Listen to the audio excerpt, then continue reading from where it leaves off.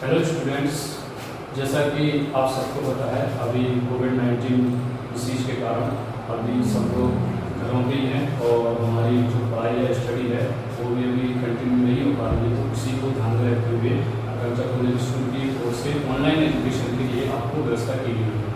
तो इस online education में सबसे पहले जो हमारा वीडियो बनाएंगे वो रहेगा हमारा 7th क्लास साइंस का, और जो इसके लिए साइंस की जो बुक्स रहेगी आपकी वो ये रहेगी। साइंस की बुक ये मार्केट में आपको अवेलेबल है, तो उसी से हम लोग स्टडी करेंगे। तो आइए सबसे पहले हम लोग पढ़ते हैं इसका फर्स्ट चैप्टर जिसका नाम है न्यूट्रिशन इन प्लांट्स।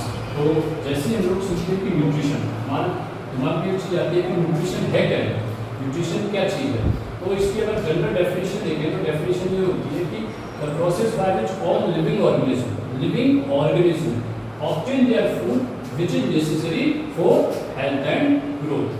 इसका अर्थ ये हुआ कि सभी लिविंग ऑर्गेनिज्म, चाहे वो ह्यूमंस हों, चाहे प्लांट्स हों, चाहे एनिमल्स हों या माइक्रो ऑर्गेनिज्म हों, जिस प्रोसेस के द्वारा अपना फूड प्रिपेयर करते हैं उस प्रोसेस को हम लोग कहते हैं न्यूट्रिशन।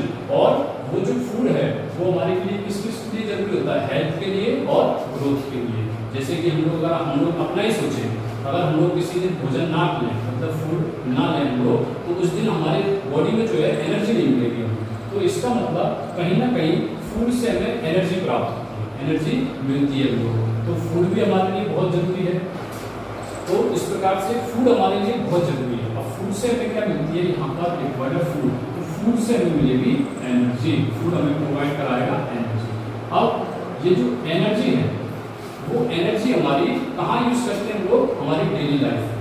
अगर हम लोग ह्यूमंस की बात करें तो वो अपनी डेली लाइफ में जैसे हम लोग कोई वर्क करते हैं उसके लिए हमें एनर्जी जरूरत होती है। अगर हम इसी एनर्जी के लिए प्लांट्स के फिगर में बात करें तो प्लांट्स तो कोई वर्क तो करते नहीं है, लेकिन उनको भी एनर्जी की जरूरत होती है। उनको एनर्जी की जरूरत कहाँ होती है, उनको एनर्जी की जरूरत होती है उनकी ग्रोथ के लिए। जो प्लांट्स होते हैं उनको ग्रोथ के लिए एनर्जी की जरूरत पड़ती है, और जो एनर्जी हमें मिलती है वो कहाँ से मिलती है, फूड के थ्रू। तो अब हम लोग बात करेंगे कि हम लोग फूड कैसे प्रिपेयर होता है, जो सभी ऑर्गेनिज्म का, लिविंग ऑर्गेनिज्म का फूड प्रिपेयर होता है कैसे प्रिपेयर करते हैं। तो सभी का अलग अलग तरीका होता है फूड प्रिपेयर करने का। जैसे अगर हम लोग ह्यूमंस की बात करें तो हम अपना फूड कहाँ से लेते हैं, जनरली देखा जाए तो डायरेक्टली या इनडायरेक्टली हम लोग अपने फूड के लिए ग्रीन प्लांट्स जो होते हैं उन पर डिपेंड करते हैं, ग्रीन प्लांट्स पर डिपेंड करते हैं। लेकिन अगर ग्रीन प्लांट्स का देखें हम लोग तो वो अपना फूड किसी पर डिपेंड नहीं रहते फूड प्रिपेयर करने के लिए, वो अपना फूड खुद बनाते हैं। कुछ प्लांट्स होते हैं, ज़्यादातर प्लांट्स अपना फूड खुद से प्रिपेयर करते हैं, और हम जो होते हैं अपने फूड के लिए उन प्लांट्स पर डिपेंड करते हैं। तो आइए इसी में हम लोग अब बातें करेंगे। अब बात करते हैं कि जो प्लांट्स होते हैं वो अपना फूड कैसे प्रिपेयर करते हैं। और हम लोग जानते हैं कि फूड प्रिपरेशन की जो प्रोसेस होती है उसी को हम कहते हैं न्यूट्रिशन। तो अब हम लोग देखेंगे कि जो प्लांट्स में न्यूट्रिशन होता है, अर्थात प्लांट्स अपना फूड कैसे प्रिपेयर करते हैं, वो हम लोग यहाँ पर देखेंगे। हमारा सेकंड चैप्टर जो है वो एनिमल्स में न्यूट्रिशन का है। एनिमल्स में इसमें ह्यूमन बीइंग्स और सभी आते हैं। फर्स्ट चैप्टर में हम लोग पढ़ेंगे प्लांट्स में न्यूट्रिशन के लिए। तो जो प्लांट्स होते हैं वो अपना फूड दो टाइप से प्रिपेयर करते हैं। सबसे पहला होता है उनका ऑटोट्रॉफिक न्यूट्रिशन, और सेकेंड है हेटेरोट्रॉफिक न्यूट्रिशन। अब ये दो डिफरेंट चीजें होती हैं। यहाँ पर जो ऑटोट्रॉफिक न्यूट्रिशन होता है उसमें ऑटोट्रॉफिक वर्ड जो है वो दो ग्रीक वर्ड से मिलकर बना हुआ है। फर्स्ट है उसमें ऑटोस एंड सेकंड है ट्रॉफ। Second is ट्रॉफ। ऑटोस मींस होता है self, autos means self, and ट्रॉफ means nutrition. तो यही से अगर हम लोग समझें तो इससे हमें ये पता चल रहा है कि सेल्फ न्यूट्रिशन मतलब खुद से अपने आप से जो न्यूट्रिशन प्राप्त कर लें, मतलब अपने आप से जो फूड प्रिपेयर कर लें, वो रहेंगे ऑटोट्रॉफिक न्यूट्रिशन के लिए। मींस ऐसे प्लांट्स को हम लोग कहेंगे ऑटोट्रॉफ्स। ऐसे प्लांट्स कहलाते हैं ऑटोट्रॉफ्स जो अपना खुद का भोजन तैयार कर लेते हैं, खुद का फूड प्रिपेयर करते हैं। और सेकंड, अभी इसका हम लोग डिटेल में बाद में देखेंगे दूसरी वीडियो में, सेकंड होता है हेटेरोट्रॉफिक न्यूट्रिशन। इस हेटेरोट्रॉफिक का मतलब होता है ये दूसरे पर डिपेंड करते हैं। हम बात अभी प्लांट्स की ही कर रहे हैं, लेकिन इस टाइप के न्यूट्रिशन में जो कुछ प्लांट होते हैं वो अपने फूड के लिए दूसरे पर डिपेंड करते हैं। मतलब ऐसे प्लांट अपना फूड खुद प्रिपेयर नहीं करते हैं, वो कहीं ना कहीं किसी दूसरे तरीके से अपना फूड लेते हैं, वो हम बाद में चर्चा करेंगे। तो सबसे पहले हम बात करते हैं ऑटोट्रॉफिक न्यूट्रिशन। तो आइए अब देखते हैं हम ऑटोट्रॉफिक न्यूट्रिशन क्या होता है। तो ऑटोट्रॉफिक न्यूट्रिशन, जैसे कि ऑटोट्रॉफ दो वर्ड से मिलकर बना हुआ है, autos and ट्रॉफ। Autos means self, तो ये एक self mode of food preparation होता है। फूड प्रिपरेशन की खुद की मोड रहती है, इसमें प्लांट्स अपना फूड बिना किसी के डिपेंड हुए प्रिपेयर करते हैं। किस किस की हेल्प से देते हैं इसमें? यहाँ पर प्लांट दो चीजों की मेन हेल्प करते हैं। एक तो जो हमारा एटमॉस्फेयर है वहां से वो कार्बन डाइऑक्साइड भी CO2 को एब्जॉर्ब करते हैं, और दूसरा जो वो लेते हैं यहाँ से सन की लाइट, सनलाइट को वो एब्जॉर्ब करते हैं। सनलाइट जिसको हम सोलर एनर्जी बोलेंगे, सोलर एनर्जी को एब्जॉर्ब करेंगे, प्लस जो रूट्स हैं उसकी, उनकी रूट्स से वो वाटर को लेते हैं। तो ये तीन चीजों का यूज करते हुए वो अपना फूड प्रिपेयर करते हैं। तो हम अगर ऑटोट्रॉफिक न्यूट्रिशन के लिए देखें तो this is the self mode of food preparation where plants prepare their foods with the help of water and carbon dioxide in the presence of chlorophyll which is a green substance of plants and in the presence of sunlight। तो ये हुआ हमारा autotrophic nutrition. इस autotrophic nutrition में जो food preparation की जो process है, ये जो मेथड है, उसको हम कहते हैं फोटोसिंथेसिस।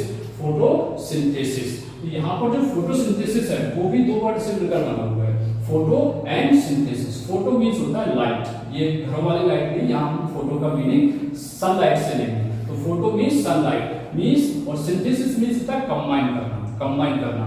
तो अगर देखा जाए तो फोटोसिंथेसिस क्या है? सनलाइट को कंबाइन करना।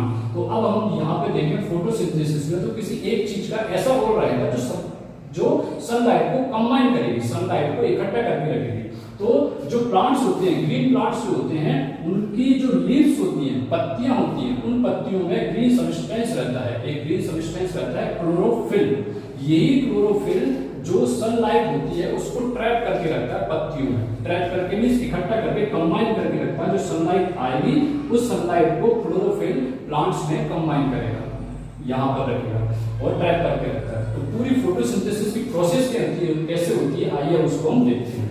सबसे पहले जो प्लांट्स की रूट्स होती हैं, हमने देखा होगा कि जो रूट्स होती है वो बहुत बड़ी बड़ी क्यों होती है, कुछ प्लांट्स की रूट बड़ी होती है। आखिर वो रूट कुछ प्लांट्स की बड़ी क्यों होती है? वो इसलिए होती है कि जिससे कि ज्यादा से ज्यादा एरिया उनको वाटर एब्जॉर्ब करने के लिए मिल सके। जितनी बड़ी रूट होगी, हम देखते हैं कि जो रूट्स होती हैं उनमें आगे हेयर लाइक स्ट्रक्चर रहते हैं। हेयर लाइक मतलब हमारे बालों के जैसे पतले पतले स्ट्रक्चर बने होते हैं, वो इसलिए आते हैं जिससे कि उनका और भी एरिया बढ़ जाए और वो ज्यादा से ज्यादा वाटर को एब्जॉर्ब कर सके, ज्यादा से ज्यादा वाटर एब्जॉर्ब करे सॉइल से, और एब्जॉर्ब करने के बाद वो जो हमारा प्लांट है उसके अपर पार्ट में वो उसको पहुंचाती है। तो रूट्स ने क्या किया? वाटर को एब्जॉर्ब किया, प्लस यहाँ से जो कार्बन डाइऑक्साइड होती है हमारी एटमॉस्फेयर में जो कार्बन डाइऑक्साइड है वो लीव्स के द्वारा एब्जॉर्ब की जाती है। लीव्स में एक जो लीव्स होती है उसके अगर लोअर पार्ट्स में देखें तो छोटे छोटे पोर्स होते हैं, छोटे छोटे होल मतलब छिद्र होते हैं, जिनको हम कहते हैं स्टोमेटा।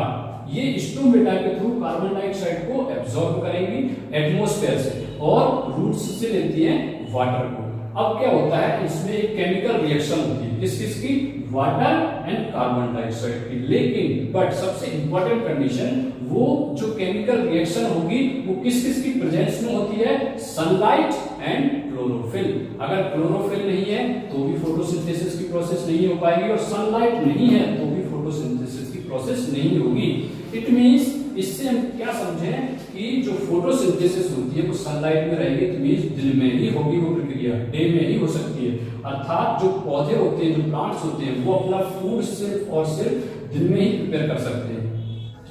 तो फोटोसिंथेसिस में हमने देखा कि सनलाइट की प्रेजेंस में वाटर एंड कार्बन डाइऑक्साइड ने रिएक्शन की, प्लस क्लोरोफिल की भी प्रेजेंस में। और जब इनकी रिएक्शन होती है तो इनकी रिएक्शन होने के बाद दो सब्सटेंस बनती है। एक सब्सटेंस जो रिलीज करती है वो रहता है ऑक्सीजन। ऑक्सीजन को वो फोटोसिंथेसिस की प्रोसेस में रिलीज करती है, और यहाँ पर ही पेड़ों की जो लीव्स होती हैं उनमें ही वो क्या करती हैं? अपना फूड भी प्रिपेयर करती हैं। और फूड किस फॉर्म में रहता है उनका? स्टार्च। जो फूड रहता है वो स्टार्च की फॉर्म में अपना फूड प्रिपेयर करते हैं। तो इस टाइप से हम लोगों ने इस प्रकार से देखा कि जो पौधे होते हैं, ग्रीन प्लांट्स जो होते हैं, वो अपना फूड फोटोसिंथेसिस से बनाते हैं, और फूड जो है वो स्टार्च की फॉर्म में बनता है। और ये वाला जो फूड होता है, ये फूड जो है उसके बाद सारे प्लांट्स में उसको डिस्ट्रीब्यूट कर दिया जाता है, जो कि उसकी ग्रोथ के लिए जरूरी होता है।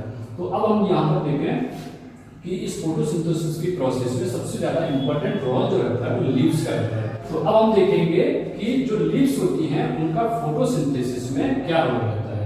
तो सबसे इंपॉर्टेंट रोल तो यही रहता है कि लीव्स में एक ग्रीन सब्सटेंस रहता है क्लोरोफिल, और इस क्लोरोफिल के पास एक स्पेशल टेक्निक रहती है जिसके द्वारा वो सनलाइट को एब्जॉर्ब कर सकता है, ट्रैप कर सकता है।